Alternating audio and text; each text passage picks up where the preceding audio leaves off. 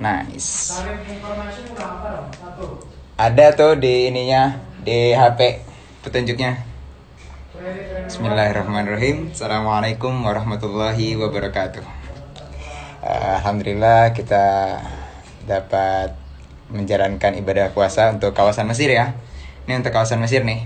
Untuk kawasan Mesir masih bisa beribadah sampai sore hari ini. Dan alhamdulillah untuk teman-teman yang puasa masih kuat dan masih bisa melanjutkan puasanya ya.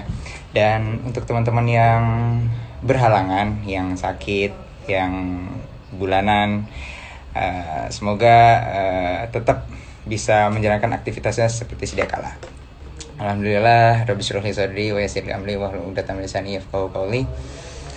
Allahumma shalli ala Muhammad salatan tunjina biha min jami'il ahwali wal afat wa taqdilana biha min jami'is taqdilana bi jami'il hajat wa tutahhirana min jami'is sayiat wa tarfa'una biha indaka a'la darajat wa tubalighuna biha aqsal ghayat. Tamam. Jadi sebenarnya gue pengen punya sebuah video gitu dimana gue bisa merekam video pribadi gue sendiri dan itu bisa menyebarkan manfaat buat teman-teman sekitar ya. Dan di situ gue kepikiran sebuah platform ya, ini Instagram ini. Di situ gue bisa melihat apa-apa yang gue share di story, kemudian apa yang gue live tuh bisa gue download juga jadi video kan. Nah dari situ gue mulai, wah kayaknya gue harus nyoba nih untuk sharing. Dan nggak mau sharingnya itu cuma hahaha gitu loh, cuman asal ngomong gitu kan, cuman asal ya ABCD ngomong, nggak ada manfaat ya, yang nauzubillah kalau akhirnya nyebar dosa gitu kan, maksudnya su'ul jariyah.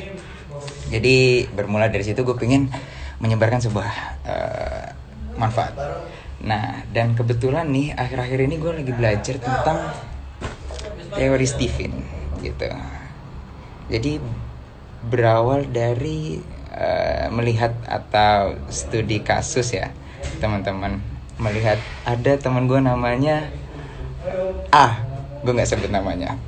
Beliau ngomong gini, gue nih sebenarnya salah jurusan. Loh kenapa? Karena sebenarnya gue suka jurusan yang di dalamnya itu deep thinking, mikirnya dalam, logis gitu, rasional. Sedangkan gue masuk jurusan syariah, karena kebetulan dia sekarang di Mesir ya. Gue masuk jurusan syariah nih. Dan di syariah itu hukum-hukum, di hukum itu banyak ngebahas tentang hukum-hukum syariat, dalil-dalil, yang mana di situ membutuhkan banyak hafalan gitu kan, membutuhkan daya ingat yang sangat kuat gitu. Sedangkan dia kurang suka untuk hafalan, bukan nggak bisa ya. Gitu. Gue lebih condong ke usuluddin. Kenapa? Karena di situ pemikiran gitu, jatuhnya pemikiran lebih ke pemikiran logis, rasional gitu ya. Oh, di situ gue kepikiran tentang fakultas-fakultas lain ya. Sebelumnya nih ahlan wa sahlan buat teman-teman yang udah mau join, terima kasih banyak ya kan. Dan ya ini majlisul Ghibah Islamiyah. Waduh jangan-jangan enggak, itu dulu pernah wali kelas saya bercanda dulu, majlisul Ghibah al-Islamiyah. Udah enggak. Jadi gini, lanjut ya. Dari situ berbuah, dari kepikiran tadi bahwa saya tentang salah jurusan itu berbuah, apa iya ya? Nggak cuma di situ, bisa jadi misalkan ada orang yang dia mau belajar yang menyeluruh, misalkan dia mau belajar syariah juga, usul juga, lughah juga, misalkan kalau di Mesir ya. Di Mesir kan yang umumnya yang orang ikuti itu, yang orang ikut belajar, orang yang umumnya orang tuh mempelajari syariah di fakultas di Al-Azhar sendiri ada fakultas syariah, fakultas usuluddin, fakultas lughah atau bahasa, kemudian ada di Rosat. Di Rosat ini yang dia mencakup semua pelajaran gitu. Dan di situ ada mungkin orang yang mau menjurus ke syariah yang dia memang kuat hafalannya. Ada juga orang yang mau mempelajari tentang usuluddin atau pemahaman. Atau ada orang yang pengen seluruh nih, belajar menyeluruh. Di situ mungkin dia belajar di Rosat gitu ya. Di Rosat dari situ dia bisa belajar banyak gitu, karena hampir semua pelajaran dibahas di Rosat, kecuali mungkin mau belajar konun ataupun tip ataupun tijaroh. Konun itu hukum, tip itu kedokteran, tijaroh itu perdagangan ya gitu. Mungkin itu bisa lebih dikhususkan ke bidangnya masing-masing. Dari situ kepikiran, wah kayaknya masih banyak nih orang yang dia miss gitu loh, ataupun salah dalam menempatkan dirinya gitu loh. Hai Bang Afi, ces gitu. Jadi dari sini kita perlu mengetahui nih apa sebenarnya operating system kita gitu. Sebelum kita tahu hardware ya, kita harus tahu software dong. Sebelum kita tahu kita ini misalkan iPhone 11, kita harus tahu OS-nya apa gitu. Oh, kita pakai iOS, atau nggak mungkin kan misalkan kita pakai HP iPhone 11 tapi kita memperlakukan iPhone 11 ini seperti kita memperlakukan Android gitu loh. Karena udah beda dong, beda software, nggak bisa diterapkan ke hardware-nya gitu. Jadi kita harus mengetahui software dulu gitu. Dari situ, wah kita nggak bisa sembarang nih, makanya harus tahu, harus paham apa yang dititipkan sama Allah. Makanya tadi sempat ada pamflet yang di-share gitu kan, yang judulnya mengenal titipan Allah gitu loh.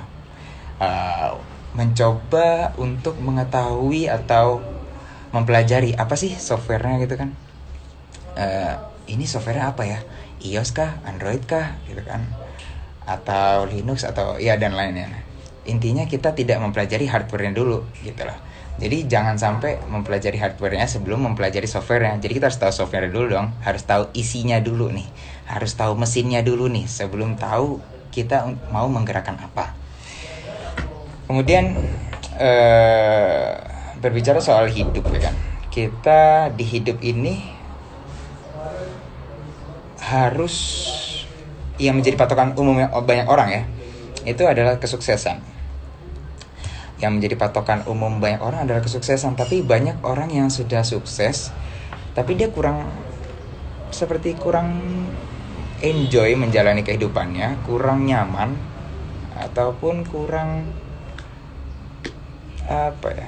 relax, mungkin karena kurang bahagia. Maka dari itu Stephen mengajarkan ada konsep namanya sukses mulia. Jadi sukses mulia itu kita akan lebih mudah berbuat mulia kalau kita udah sukses gitu. Dengan sukses kita bisa lebih bahagia karena berbuat mulia, karena bisa membantu orang-orang, bisa memberi manfaat untuk sekitar, seperti itu. Jadi sukses aja itu nggak perlu cukup, nggak cukup, kita perlu juga bahagia. Nah, bahagia ini indikator bahwasanya kita itu bisa sukses dan mulia bersamaan gitu. Jadi sukses dan mulia merupakan satu kesatuan, nggak bisa dipisahkan, nggak bisa mulia doang, nggak bisa sukses doang. Yang ada nggak maksimal kalau kayak gitu. Berbicara tentang titipan Tuhan tadi, kita suatu saat pasti dong diminta pertanggungjawaban karena sudah dititipkan. Istilah kata nih kayak orang yang menitipkan barangnya untuk diantarkan dengan lewat kantor pos. Di akhir setelah barang itu sampai, pasti kita ngecek dong kualitasnya, apakah ada kerusakan, apakah ada sesuatu yang lecet kah. Jadi diminta pertanggungjawaban gitu. Jadi itulah kenapa kita harus memperlakukan titipan itu dengan sebaik-baiknya. Nah, gimana caranya nih kita memperlakukan titipan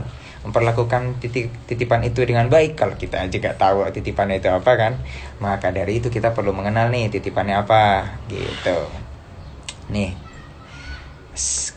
kita tuh bakal terlihat kalau kita tuh belum tahu gimana kita dalamnya itu, atau kita belum tahu nih titipan Allah nih apa nih.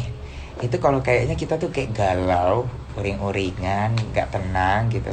Kayak menjalankan kehidupan itu cuma seolah kewajiban gitu. Bangun, tidur, bangun, bayar tagihan, tidur, bangun, bayar tagihan, tidur, dan gitu-gitu terus ngulang aja.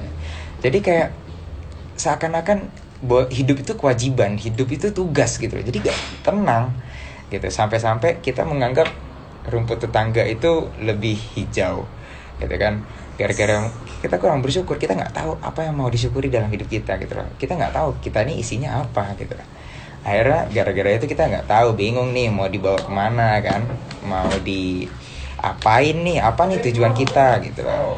Nah akhirnya kita bisa compare nih, kira-kira orang yang udah tahu, yang udah paham dirinya itu gimana, itu kayak gimana sih yang udah paham gitu kan.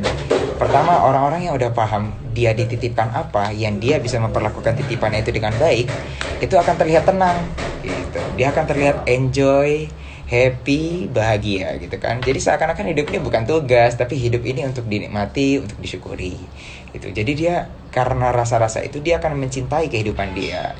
Jadi dia tahu nih, dia tahu mau ngapain, dia tahu mau ngapain ke depannya, apa plannya, apa tujuannya gitu kan. Apa dia mau ngapain nih selama hidup nih, apa bekal-bekal yang mau dicari gitu. So kita harus mengetahui dong diri kita yang lebih dalam itu gimana gitu lah. Nah, pembahasan selanjutnya ya untuk mengetahui diri, kita kan terlihat nih dari luar nih, nampaknya tuh kayak gimana sih, nampak luarnya itu disebut fenotip. Fenotip itu adalah keseluruhan tampaknya kita di dunia nyata 100%-nya gitu. Dan di dalam fenotip ini ada pembagiannya. Pembagiannya itu ada dua, yaitu genetik dan lingkungan.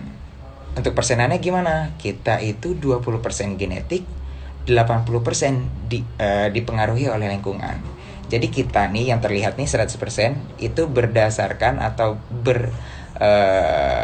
komposisinya itu berasal dari 20% genetik dan 80% lingkungan gitu.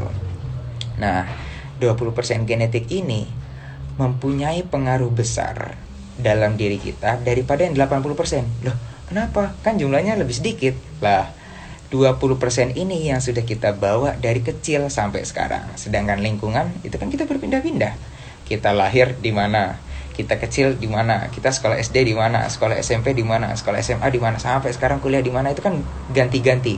Kenapa disebut 20% ini yang sifatnya atau pengaruhnya lebih besar? Karena 20% ini yang dapat mempengaruhi 80% gitu. Kalau kita udah tahu nih gimana cara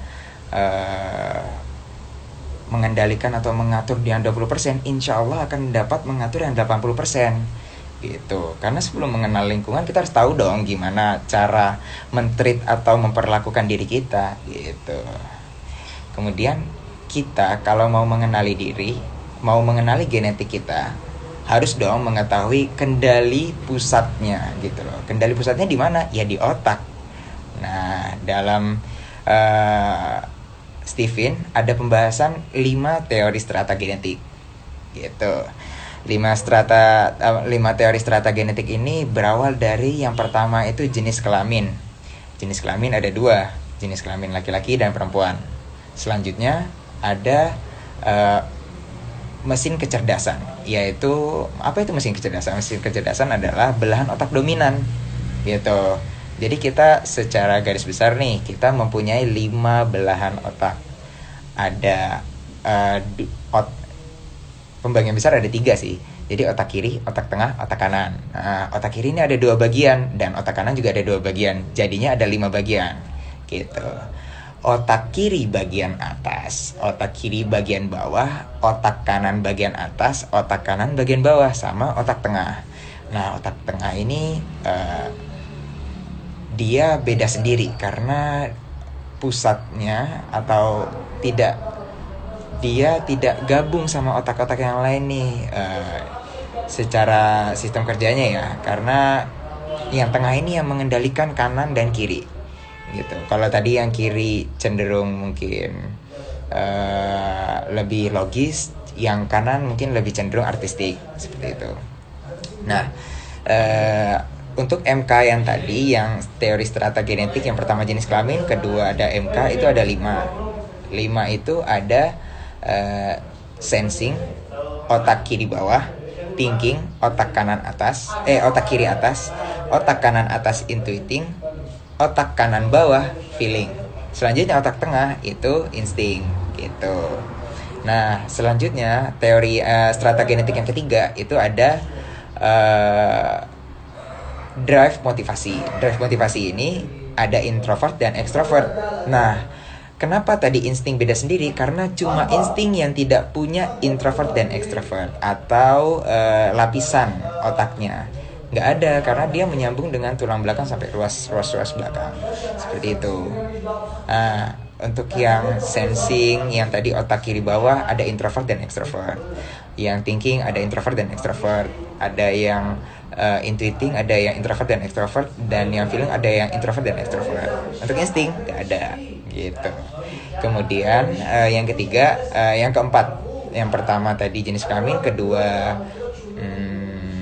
itu drive, mesin kecerdasan, ketiga drive motivasi, keempat itu IQ gitu, atau kapasitas otak kita. Yang kelima itu ada golongan darah. Jadi golongan darah juga ikut andil dalam menentukan sikap atau perilaku kita, tingkah laku kita gitu. Nah, semakin bawah stratanya, atau kita mulai dari bawah, dari golongan darah, kemudian IQ, kemudian drive motivasi, kemudian mesin kecerdasan. Nah, itu dari responsif.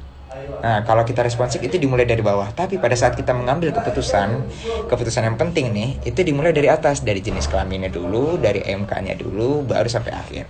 Berurut seperti itu. Nah, kemudian kesimpulan dari teori-teori ahli nih, ada Carl Gustav Jung itu menganggap bahwasanya otaknya manusia itu dibagi menjadi otak kiri dan otak kanan, otak tengah, otak kiri dan otak kanan.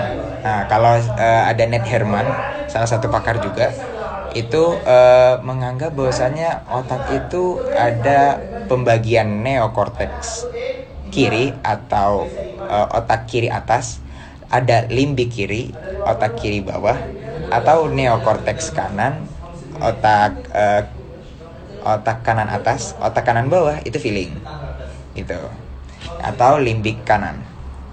Ada juga Paul MacLean ini menganggap bahwasanya otak itu dibagi menjadi 3 gitu. Dibagi menjadi 3 itu ada otak mamalia, ada otak reptil, ada otak manusia. Nah, datangnya Stephen, ayah Farid Poniman, itu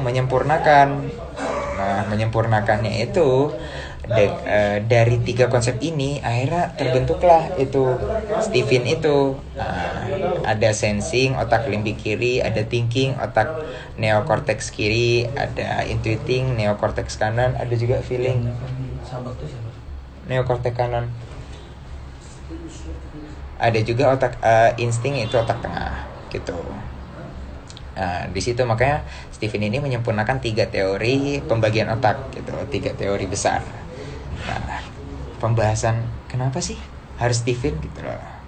Jadi si Stephen itu simple, 1 simple, 2 akurat, 3 aplikatif gitu. Kenapa simple? Ada banyak alasan. Pertama, salah satunya simple di sini karena Stephen itu fokus satu hebat.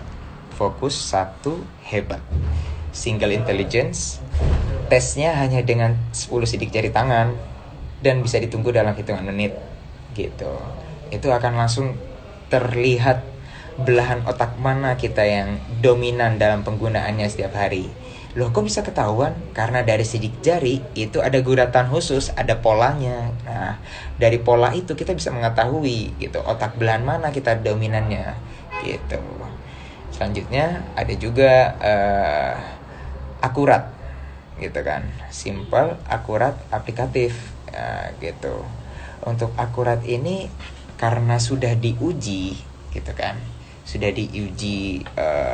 jadi kita bukan first eksperimen gitu, sudah diuji bertahap sebelum akhirnya dikomersialkan. Nah, itu sudah terbukti keakuratannya atau keabsahannya bisa mencapai 95%, walaupun nggak 100% benar gitu. Untuk aplikatif, berarti aplikatif itu multi angel field. Jadi bisa digunakan dalam banyak hal. Contoh salah satunya dalam kita belajar, dalam kita berhubungan, maksudnya komunikasi, kemudian dalam pasangan suami istri, kemudian dalam tahfidz, atau kemudian parenting pun bisa dimasukkan ke dalam parenting, kurang lebih kayak gitu. Nah, kalau kita udah tes kayak gini, akhirnya kita tahu dong kelebihan dan kekurangan kita. Lah, iya. Yang dimaksud dari tes itu bukan hanya untuk mengkotak-kotakkan gitu. Seakan-akan setelah tahu kita kekurangannya apa, kita nggak mau mendalami. Oh, tidak. Gitu. Tapi gunanya tes ini untuk tahu di mana otak dominan kita. Jadi kita nggak stupid cost. Nah, stupid cost itu apa? Membayar kebodohan kita. Membayar kebodohan kita, misalkan kita salah fokus nih. Wah, itu kan ruginya lumayan, rugi waktu, rugi harta gitu. Nah, kita Steven ini mau meminimalisir hal tersebut gitu. Makanya kenapa kita perlu tahu kelebihan kita apa, kelemahan kita apa. Nah, untuk tahu kelebihan kita perlu mensyukur. Setelah kita tahu kelebihan kita perlu mensyukuri. Setelah kita tahu kelemahan kita tetap dong dihadapi dengan cara bersabar gitu. Nah, kita tuh seharusnya sadar, karena sadar bahwa setiap orang itu terlahir istimewa, terlahir dengan modelnya masing-masing gitu. Jadi kita harus menganggap bahwa setiap orang tuh spesial, nggak ada yang terlahir bodoh gitu. Lalu kenapa ada orang yang kurang mencolok prestasinya, kurang seperti tidak berprestasi di dalam sekolah? Mungkin belum memperlakukan dirinya dengan baik, atau belum seperti tadi yang di awal dibahas, belum mengetahui OS-nya apa. Jadi belum tahu cara kerja OS-nya gimana nih. Sudah mempelajari hardware-nya kayak gitu. Udah belum belajar software, udah belajar hardware duluan gitu. Nah, akhirnya kita perlu sadar bahwasanya setiap orang tuh punya kelebihan masing-masing. Seperti misalkan nih, ada kelas binatang. Kelas binatang nih ada monyet, ada ikan, ada penguin, ada ayam, ada burung, ada singa. Gitu kan, ada monyet. Nah, ternyata ada tesnya nih. Tesnya itu si monyet itu kayak mendapat keunggulan. Kenapa? Tesnya itu disuruh manjat pohon. Yang paling jago monyet dong. Nah, gimana dengan ikan yang dia hidupnya dalam akuarium? Gimana dengan penguin yang dia sulit menggerakkan tangannya, gitu kan? Seakan tidak adil. Padahal setiap orang punya kelebihan masing-masing. Si ikan jago berenang, jago di dalam air. Si burung jagonya terbang, gitu kan? Maka dari itu setiap orang itu punya kelebihan masing-masing yang dia harus tahu kelebihannya apa biar bisa memperlakukan kelebihannya dengan benar gitu. Nah, kemudian kadang kita kayak, wah, kita sudah terbiasa dengan hal ini tapi hasilnya kurang maksimal. Terus kita mengharapkan hal yang sama gitu loh, pada hal yang maksudnya mengharapkan hasil yang lebih, padahal kita melakukan hal-hal yang sama, yang beruntun, yang berulang-ulang gitu kan lucu. Itu kayak kalau Albert Einstein itu pernah ngomong, itu sebuah kegilaan. Anda melakukan hal atau merepetisi sebuah hal, tapi Anda mengharapkan hasil yang berbeda. Ya nggak bisa. Anda juga harus mengganti usaha Anda dong gitu. Nah, untuk pembahasan selanjutnya sedikit membahas tentang belahan otak ini. Nah, belahan otaknya ini kan ada 5 nih. Yang pertama itu sensing, yang dia itu cenderung memorinya kuat. Kemudian dia ini rajin. Kemudian ada juga nih thinking. Thinking ini yang dia cenderung analitis. Dia ini cenderung pandai gitu dalam kelas. Dia ini belajar tuh enak, nyaman. Dia bisa kemungkinan ranknya, prestasinya itu tinggi gitu. Kemudian ada juga intuiting. Intuiting itu cenderung kreatif, cenderung inovatif gitu. Kemudian ada juga bagian yang keempat nih, model keempat, yaitu feeling. Feeling itu yang dia emosi, hubungan relasinya itu baik gitu. Sangat bisa mengendalikan, tidak bisa mengendalikan sih, tapi dia jago soal emosi dan hubungan gitu. Adapun soal insting dia seperti punya naluri. dia serba bisa masuk ke semuanya gitu. Nah, dari pembagian 5 ini kita tahu setiap orang itu punya kelebihan masing-masing gitu, punya kekurangan masing-masing juga. Nah, kita perlu memperlakukan setiap orang sesuai kelebihannya masing-masing gitu. Ya, agar apa? Agar kemampuan maksimalnya keluar, potensi maksimalnya itu keluar, dapat kita rasakan. Gitu. Sedikit pembahasan nih tentang orang-orang sensing. Orang-orang sensing itu identik dengan pembuktian gitu kan. Pembuktian itu dia harus dilihat, dirasa, didengar, diraba, dicium. Karena apa? Karena si sensing ini dia kecerdasan indrawi, panca indera. Makanya kalau ngomong sama sensing pasti buktikan dong, mana bentuknya, mana rasanya, mana saya nggak dengar ini, mana nih baunya seperti apa. Jadi dia harus kayak nyium terus kemudian diraba, jadi harus dilihat. Nah, hasil yang timbul atau perilaku yang terbentuk itu bakal seperti dia ini rajin, dia ini teliti, detail, bahkan menuntut bukti. Karena apa? Karena kalau gak ada buktinya ya gak ada gitu. Dia perlu bukti nyata gitu. Kemudian dia ini terbiasa dengan pikiran yang terangkai gitu, mengatur A, B, C, D gitu. Kemudian dia ini karena menuntut bukti pastinya membutuhkan kepastian gitu. Suka nyontoh karena tadi indrawinya sangat kuat gitu. Suka yang non fiksi, dia perlu hal-hal yang real nih. Kalau kayak membahas tentang novel gitu, dia kayak masa iya kayak gini kan, karena dia belum pernah melihat, karena dia belum pernah mendengar gitu. Nah, ada juga dia ini ingatannya kuat gitu. Kenapa ingatannya kuat? Ya karena tadi kecerdasan indrawi itu membantu dia dalam mengingat banyak hal gitu. Si sensing ini chemistry-nya harta. Bukan berarti memang sensing materialistis, tapi bukan berarti dia ini apa-apa uang, enggak. Maksudnya chemistry-nya harta ini maksudnya dia ini butuh sesuatu yang real, karena harta itu adalah real, bukti, salah satu bukti real ya, gaji gitu. Ini Ana ahlan wasahlan belum nyapa nih dari tadi ya. Untuk teman-teman yang hadir, Jordan, Alif, Agarin, siapa lagi nih? Ririn, Abduh, Bang Teki, Prakas, Sawayu Hijrah. Wah, banyak kali. Gimana ngeceknya? Oh gini. Nah, jadi sampai mana tadi? Oh ya, chemistry harta. Karena harta itu salah satu bukti real gitu. Kemudian ada thinking ini dia itu kecerdasan logis gitu, atau kecerdasan rasional gitu. Jadi kalau tadi sama sensi ngomongin buktikan, kalau sama si thinking ngomongnya pikirkan. Jadi dia kenapa kecerdasannya rasional, kecerdasannya logis, kecerdasannya dalam berpikir ya gara-gara ini gitu. Jadi kalau ngelihat orang thinking itu cenderung logis, rasional. Gara-gara dia logis rasional, dia akhirnya kurang peka.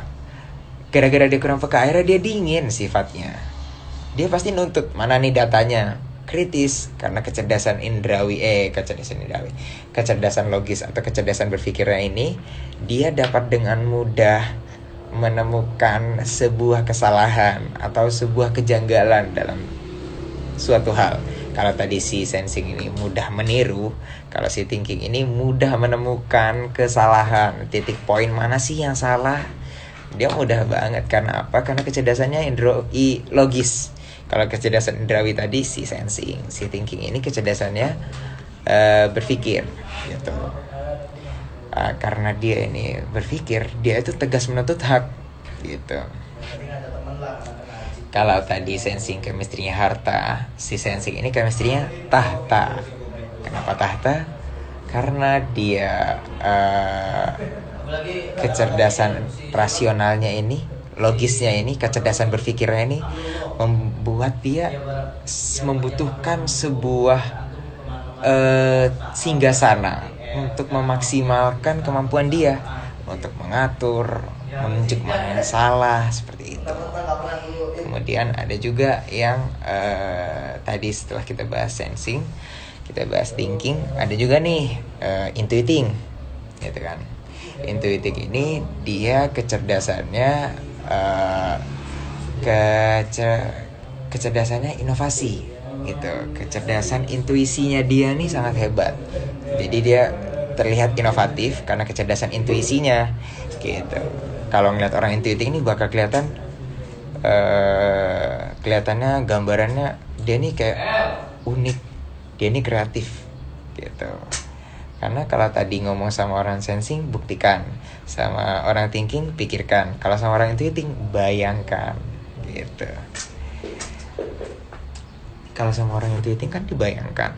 Akhirnya dia selalu mempunyai gambaran besar. Dia terlatih untuk melihat sesuatu tuh dari poin besarnya nih, gitu. Dari sudut pandang jauh melihat lebih besar, gitu. Jadi melihat secara keseluruhan. Bahkan dia sangat hebat nih dalam visioner atau dalam melihat masa depan, memprediksi beberapa langkah ke depan, gitu. Dia bakal terlihat abstrak atau teoritis. Kok gitu? Ya karena dia gambarannya besar, terkadang orang gak sadar atau belum paham poin mana yang dia tunjuk. Nah, gitu. Nah, karena dia pandangannya besar ini, dia bakal terlihat seperti beragam. Dia nih banyak model, gitu, dalam komunikasi, dalam kehidupan, gitu. Kalau tadi si sensing itu tidak sukanya non fiksi, berbanding terbalik dengan orang-orang intuiting yang dia ini sukanya fiksi. Karena apa? Karena semakin dia suka hal-hal yang ngawang, ngebayangin, gitu kan, fantasi, dia semakin senang dengan hal tersebut, gitu. Karena semakin daya imajinasinya itu semakin terasah, semakin kebutuhan daya imajinasinya itu terpenuhi, gitu. Dia ini selalu suka dengan hal besar ataupun strategis, gitu. Nih, dia ini chemistry-nya kata. Kenapa kata? Karena cenderung pandangannya yang luas seperti kata-kata. Kemudian pandangannya yang luas, heli view, sudut pandang helikopter yang dari atas. Kemudian dia ini bisa dibilang saintis, ilmuwan. Dia akan sangat senang kalau melihat orang yang berwawasan luas, gitu. Kemudian ada juga orang feeling.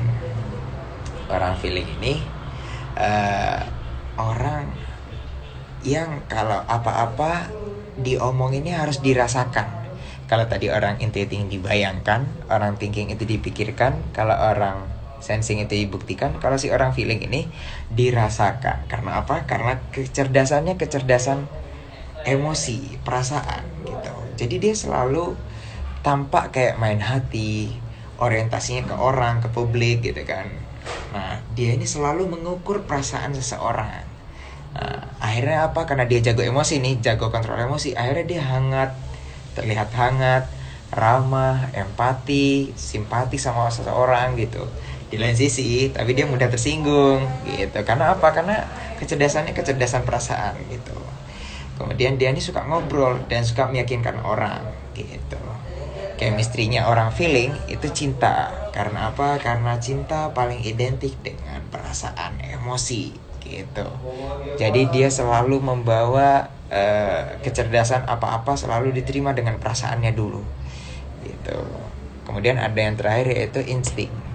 Nah, insting ini otak tengah tadi yang dia tidak ada di kanan, tidak ada di kiri. Dia otak tengah yang dia beda sendiri, gitu. Kalau ngomong sama orang insting, karena dia tidak ada lapisan otaknya, akhirnya efeknya kalau ngomong sama orang insting itu selalu ayo cepat. Kalau tadi sama orang sensing, buktikan. Orang thinking, pikirkan.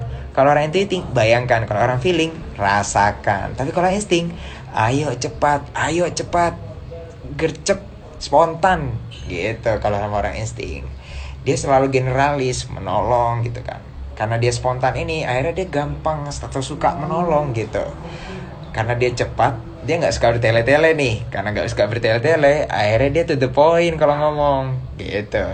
Temannya banyak, kenapa? Karena yang ngalir. Dia selalu spontan, selalu komunikasinya mencoba untuk membuka komunikasi gitu.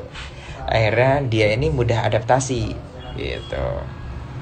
Chemistry-nya orang insting itu bahagia karena orang-orang insting ini dia perlu mengalir, dia perlu terus bergerak ataupun terus berkomunikasi gitu. Seperti layaknya sebuah air. Insting ini diibaratkan seperti air yang mungkin kita pernah mendengar bahwasanya air itu harus selalu mengalir. Kalau air tidak mengalir, air itu akan keruh. Kalau air itu menetap di suatu tempat tidak bergerak, air itu lama kelamaan akan keruh. Maka dari itu air ini perlu mengalir untuk kenapa? Agar air ini bisa jernih gitu, bisa menyebarkan manfaat seperti itu. Kemudian dari sini kita bisa melihat kecerdasan setiap mesin kecerdasan ya. Kecerdasannya itu kalau dari sensing kecerdasan indrawi ataupun dia hebat soal niru. Kemudian kalau si thinking ini kecerdasan berpikir, dia akhirnya hebat dalam memanage sesuatu sebagai manager. Kemudian orang intuiting ini dia karena inovasinya bagus, kecerdasan intuisinya tinggi, itu dia bisa jadi inovator, kreator. Orang feeling ini yang jiwanya, emosinya baik, kemudian perasaannya itu sangat menyeluruh ataupun sangat apa ya, orang feeling ini jiwa sosialnya hebat. Nah di situ dia cocok sebagai the leader. Nah orang insting yang dia serba bisa, nah dia ini akhirnya kecerdasannya adalah kecerdasan altruist quotient. Altruist quotient itu adalah kecerdasan serba bisa, all around. Jadi dia bisa semuanya nih. Nah kalau sensing tadi sebagai salah satu MK yang dia nih jago niru karena kecerdasan indrawinya itu. Nah kemudian ada eksitasi dan inhibisi. Tadi orang-orang sensing itu eksitasi adalah, sebelum bahas itu ya, eksitasi adalah kemampuan kita untuk menerima rangsangan atau stimulus dari luar. Sedangkan inhibisi adalah hambatan dalam diri gitu. Kalau eksitasi itu kemampuan atau daya kita untuk menerima rangsangan, sedangkan rangsangan dari luar, dari lingkungan. Sedangkan inhibisi itu adalah kemampuan hambatan yang ada dalam diri kita. Nah orang sensing itu eksitasinya tinggi, inhibisinya rendah. Maka dari itu dia kenapa disebut rajin, karena dia akan cenderung mudah menerima stimulus atau rangsangan dari luar, akan mudah mengiyakan. Sedangkan inhibisinya atau hambatan dalam dirinya cenderung sedikit, jadi dia langsung dikerjakan. Makanya dia terlihat nampak rajin. Nah orang thinking cenderung mandiri. Kenapa? Karena orang thinking itu eksitasinya rendah, inhibisinya tinggi. Jadi dia sulit menerima stimulus atau rangsangan dari luar, tapi hambatan dalam dirinya sangat kenceng, sangat kuat. Makanya itu dia kayak kurang peka, dingin gitu kan. Karena dia kecerdasan indrawi, kecerdasan logis itu, dia mikir sebenarnya, hambatan dalam dirinya sangat tinggi. Itu yang buat dia nampaknya seperti dingin gitu. Nih ahlan buat teman-teman nih, Muslim, Saudi, Robi, Arika, ini siapa nih, Kintan nih, OBB, Cawahyu, ahlan, Ustazah Nur Laila, Ikram, ahlan. Kita lanjut dulu ya. Wah, Ustadz Magza, ahlan. Kita lanjut nih. Tadi udah sensing, thinking. Orang intuiting itu cenderung easy going. Kenapa? Karena orang intuiting ini eksitasinya rendah, inhibisinya rendah. Waduh, datang wisuda, insya Allah Pak, kalau ada rezeki. Orang intuiting ini eksitasinya rendah, inhibisinya rendah. Kenapa orang intuiting kayak gitu? Kok easy going? Karena dia menerima stimulus dari luarnya itu tidak terlalu mudah. Kemudian hambatan dalam dirinya juga tidak terlalu kuat. Akhirnya dia easy going. Selama tidak mengganggu kehidupan dia, ya well aja, silahkan jalan gitu. Nah, kalau orang feeling itu eksitasinya tinggi, inhibisinya tinggi. Akhirnya dia mut-mutan. Kenapa? Dia dapat dengan mudah menerima stimulus atau rangsangan dari luar, tapi inhibisinya juga tinggi, hambatannya dalam diri sangat kenceng gitu. Kayak contoh, diajak ke mall, ayo. Pas udah mau berangkat, aduh males, aduh mager. Itu yang bikin dia mut-mutan. Kalau tadi si sensing rajin, kalau si thinking mandiri, kalau si intuiting easy going, kalau si feeling ini cenderung mut-mutan. Sedangkan orang insting, kalau orang insting nih itu nggak ada eksitasi dan inhibisi, karena si insting ini selalu spontan kayak gitu. Ahlan usahalan teman-teman yang baru join nih. Oke. Nah, pembahasan tentang tadi pembagian eksitasi dan inhibisi, selanjutnya kita mempelajari sedikit ya. Jadi Stephen ini sebenarnya adalah akronim kan. Ada sensing, ada thinking, ada intuiting, ada feeling, ada insting. Kita tadi sudah sedikit bahas nih model setiap MK-nya gimana nih, kan ada 5 MK tuh. Nah, sebenarnya ada teori mendukung dan menaklukkan gitu. Kalau mau diurut seperti ini urutannya, biar lebih mudah ya. Ini jari tangan kanan, otak kanan itu ini, otak tengah ini, otak kiri ini otak tengah, ini otak kanan. 2 jari kelingking sama jari manis itu otak kanan. Melambangkan biar mudah nih.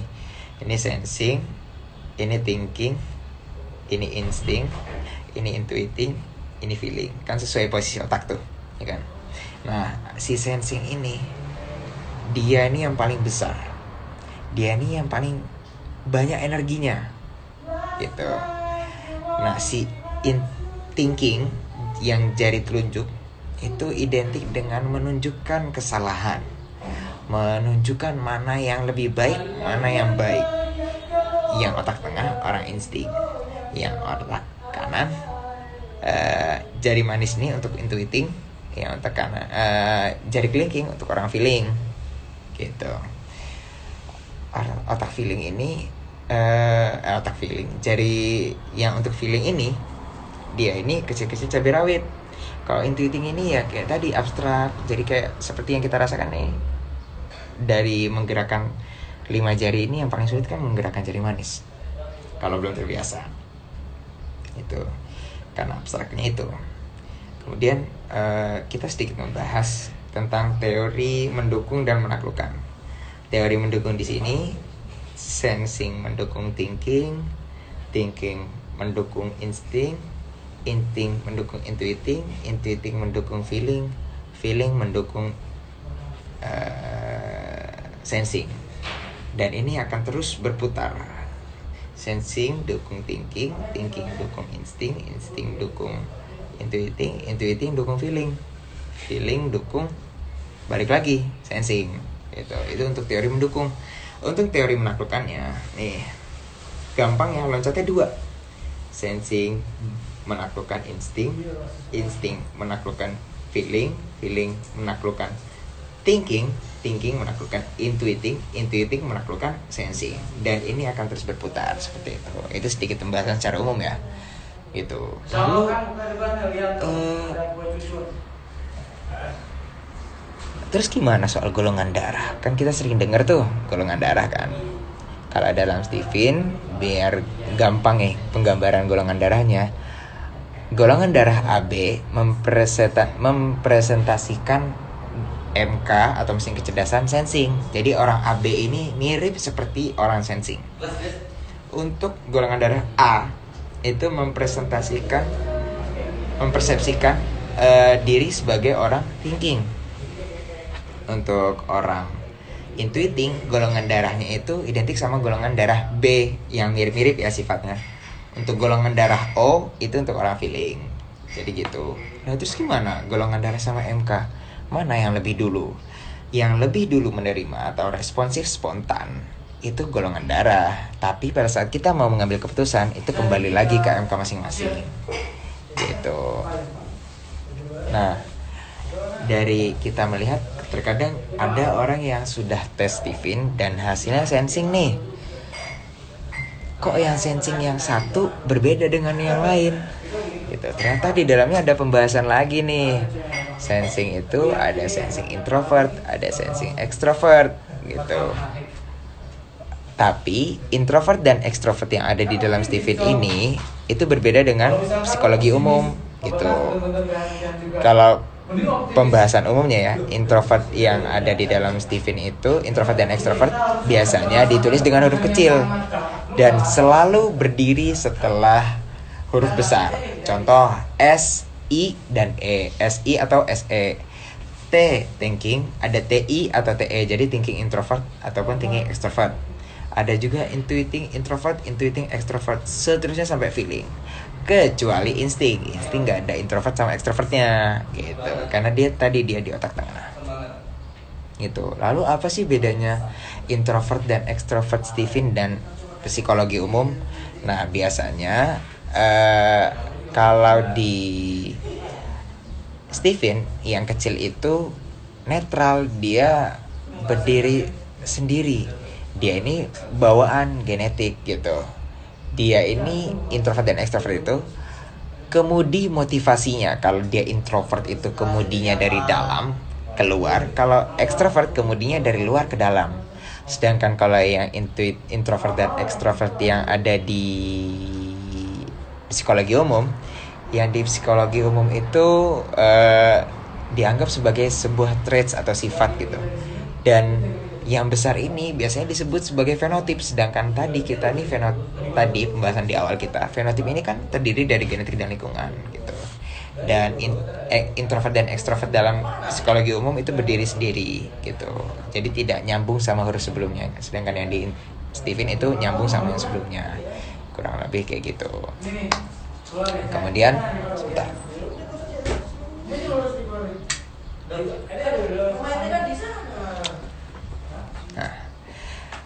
Untuk yang intuiting, pembahasan soal introvert dan extrovert di dalam Stephen itu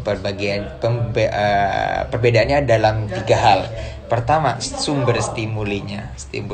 Stimulusnya dari mana nih? Kalau introvert itu dari dalam diri baru keluar diri. Kalau extrovert itu dari luar baru ke dalam gitu. Terus bedanya dalam apa lagi? Dalam falsafah hidup. Falsafah hidupnya kalau orang introvert itu diancem. Istilah kata anti neraka lah. Ya ditampakkan nerakanya nih. Sedangkan kalau orang-orang ekstrovert itu diiming-imingi. Diiming-imingi itu seperti ditunjukkan fasilitasnya. Di surga ini kita bisa minta apa aja loh. Di surga ini kita kekal. Di surga kita bisa dipertemukan dengan keluarga lagi.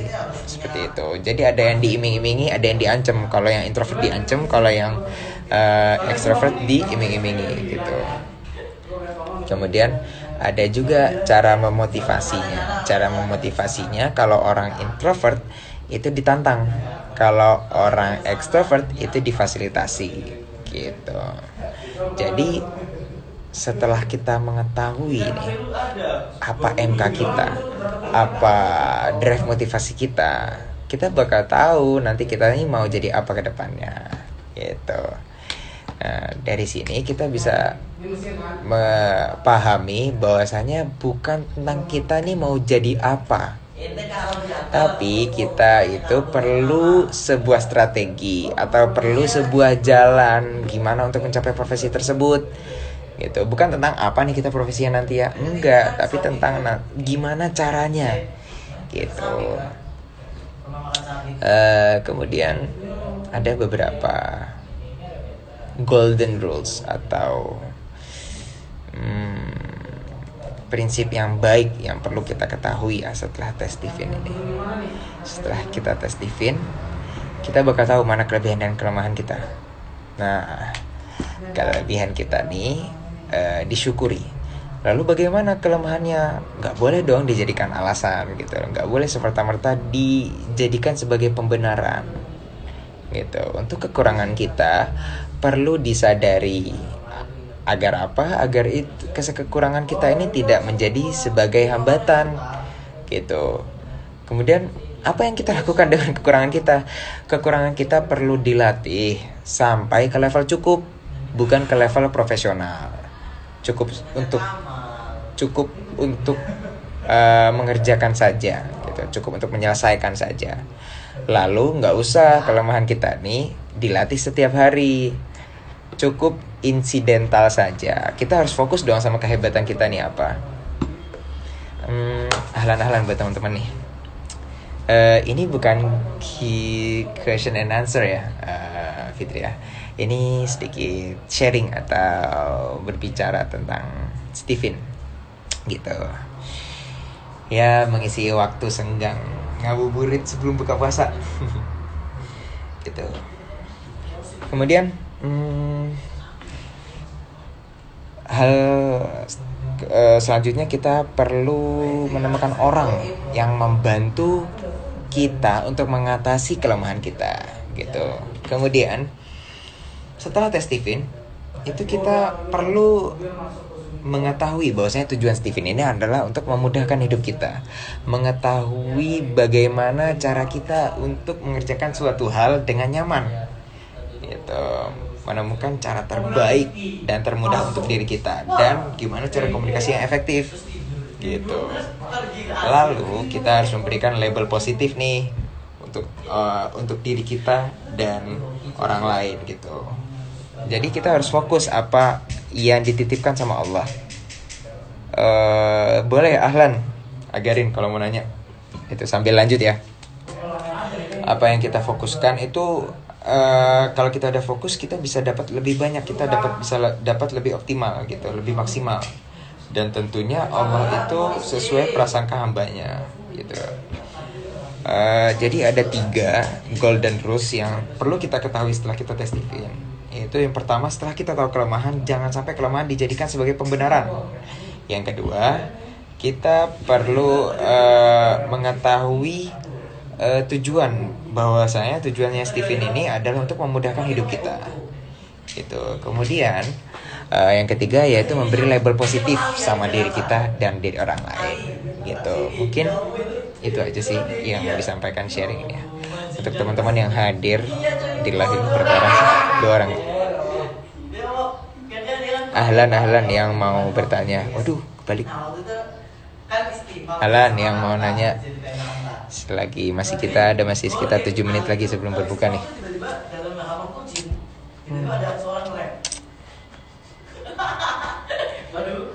Di Mesir masih belum buka puasa. For your information, beda jam sama Indonesia. Kita beda 5 jam gitu.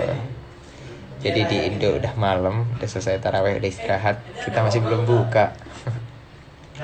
Gitu. MK itu maksudnya apa? MK itu kepanjangannya mesin kecerdasan. Mesin kecerdasan itu apa sih?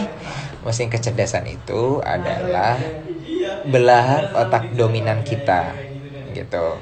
Jadi ada 5 belahan otak dominan nih dalam kepala kita. Ada 5 belahan otak.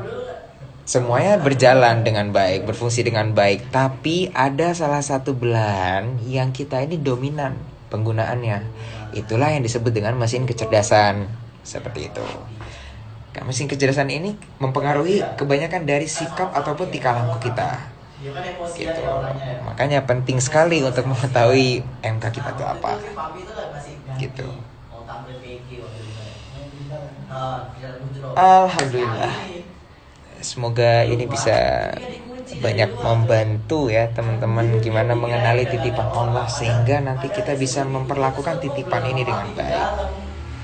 Ahlan, mama udah buka belum nih di Jeddah sama papa?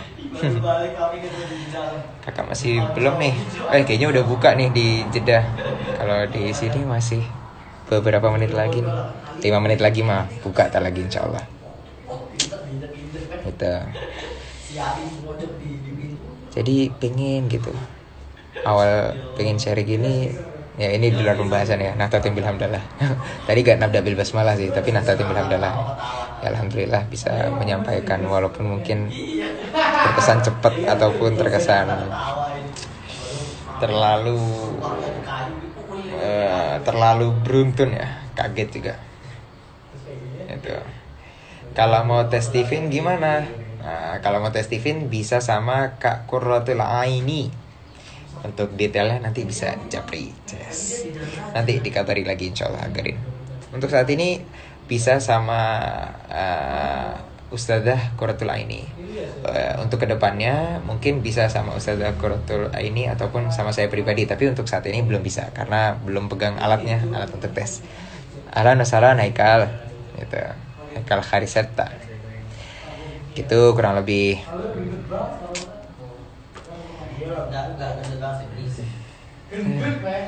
Ahlan wasalan Ustaz Alvin gitu.